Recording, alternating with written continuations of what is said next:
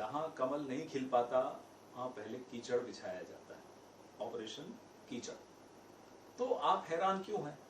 हमें ये इस बात की हैरानी है कि मोदी जी के अहम को इतनी चोट पहुंची कि वो 400 करते हुए 240 पे लड़खड़ा गए। उस अहम को इतनी चोट पहुंची कि अब वो दाएं बाएं से चोरी डकैती करके अपने एमपी खरीदे जा रहे हैं। क्यों खरीद रहे हो साहब? क्या जरूरत है? सरकार चल रही ना आपकी, या भरोसा नहीं है नायडू जी पर, या जनता दल पर भरोसा नहीं है? किस पे भरोसा नहीं है? ये तो सीधे सीधे आप कह रहे हो कि साहब नायडू पर भरोसा नहीं है, नीतीश जी की पार्टी पर भरोसा नहीं है, तो चलिए मैं अपने घर में और चोरी करके एमपी भर लूं। जरूरत क्या है? आपके पास पैसा बहुत है, हम मानते हैं। आप 5 किलो चावल देते हो पूरे देश को, बहुत बड़ी बात करते हो, और एमपी खरीदने निकल पड़ते हो। ये इसलिए होती क्या सरकारें कि एमएलए एमपी खरीदेंगे? झारखंड में इन्होंने क्या किया आपने देखा, मध्य प्रदेश में इन्होंने क्या किया आपने देखा। हर जगह खरीद फरोख्त। लोगों को कहते हैं सोना मत खरीदो, विदेश मत जाओ, खुद एमपी खरीद रहे हैं। सर लेकिन ये बड़ी तरीके से एक आप देखते हैं, पहले टीएमसी के अंदर तोड़फोड़ होती है, टीएमसी इंडिया ब्लॉक पे इसका कैसे असर देखते हैं आप? क्योंकि पहले टीएमसी, क्योंकि आप राज्यसभा सांसद, आप खुद भी हैं, हाउस प्रोसीडिंग्स को आप खुद देखते हैं कि हाउस के अंदर तो नंबर ऊपर नीचे हो रहे हैं, उस पे उसको किस तरीके से, क्या इनकी मंशा है तो ये जाने, क्यों अपने नंबर बढ़ाना चाहते हैं, क्या नियत है, क्या संविधान के साथ खिलवाड़ करना चाहते हैं? जो हमको शुरू से शक था इन पर, ही 400 पार इनके अपने लोग कहते थे भी संविधान बदलना है। हो सकता है संविधान बदलने की दिशा में ये इस तरह की खरीद फरोख्त कर रहे हैं।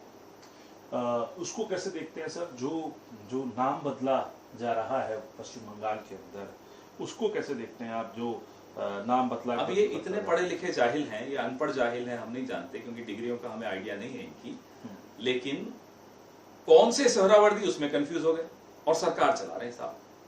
अरे चलिए, आपको ज्ञान नहीं है, आप व्हाट्सएप नर्सरी के छात्र हैं, मानते हैं हम। आपके अगल बगल में आईएएस अफसर होंगे कुछ, या वो भी आपने ऐसे चुने जो आपको ये ज्ञान नहीं दे पा रहे कि ये सोहरावर्दी अलग है, ये सर सोहरावर्दी हैं जो कि बहुत पढ़े लिखे शिक्षाविद थे, रिसर्चर थे, शांति निकेतन में वो रिसर्च करते थे, पहले कलकत्ता यूनिवर्सिटी के पहले वाइस चांसलर थे, मुस्लिम वाइस चांसलर। और ये भी इन्हें नहीं मालूम कि जो ये वाइस चांसलर जब बने वहां, तो इनका भारी विरोध हो रहा था। उस वक्त भी संघी तो थे ही ना, संघी मानसिकता के लोग, लेकिन इनके समर्थन में कौन उतरा? श्यामा प्रसाद मुखर्जी उतरे। सबसे घनिष्ठ संबंध इनके 2 लोगों से थे, रविन्द्रनाथ टैगोर साहब से और श्यामा प्रसाद मुखर्जी से।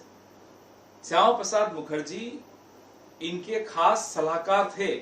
जब भी इनको कोई सलाह लेनी होती थी सोहरावर्दी जी को, सर सोहरावर्दी जी को, ये सर हसन सोहरावर्दी हैं, ये जिनकी बात ये कर रहे हैं हुसैन सर सोहरावर्दी हैं, और सरकार चलाने वालों को इन दोनों में अंतर नहीं मालूम। तो सोचिए आप इस देश का कितना बेड़ा गर्क करने वाले हैं और उस प्रदेश का कितना बेड़ा गर्क करने वाले हैं। कहा तो ये भी गया, एलिगेशन लगा कांग्रेस ने पश्चिम बंगाल का ये हाल कर दिया, इस तरीके से हाल किया है, उस पर क्या कहें?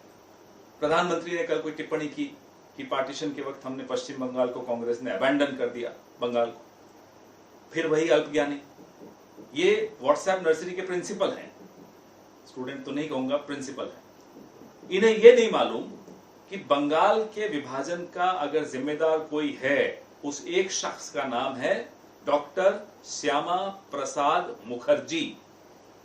किसका विरोध कर रहे थे वो?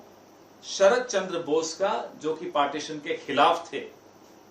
अगर प्रधानमंत्री, क्योंकि समय इनके पास बहुत है, जब अगली बार विदेश वापस लौटें उससे पहले समय तो होगा, थोड़े दिन भारत के में आए हैं, हम उन्हें किताबें भिजवा देते हैं। शरद चंद्र बोस की क्या भूमिका थी, श्यामा प्रसाद मुखर्जी की क्या भूमिका थी बंगाल के विभाजन में, और किस भाषा में ये चाहते हैं हम उस भाषा में अनुवाद कर, कहें तो टेलीप्रॉम्प्टर पे भिजवा देते हैं, जिस पे उन्हें सूट करे। पर्ची चाहिए, पर्ची भिजवा दें।